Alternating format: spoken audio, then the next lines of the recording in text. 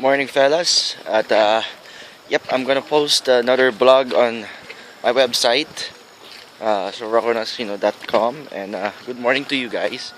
And today, naglalakad ako ngayon papunta sa location namin para sa Ibong Adarna.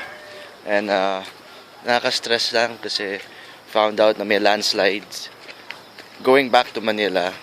So it's a problem on how we will go back. Pero check out this view. It's beautiful. Yeah.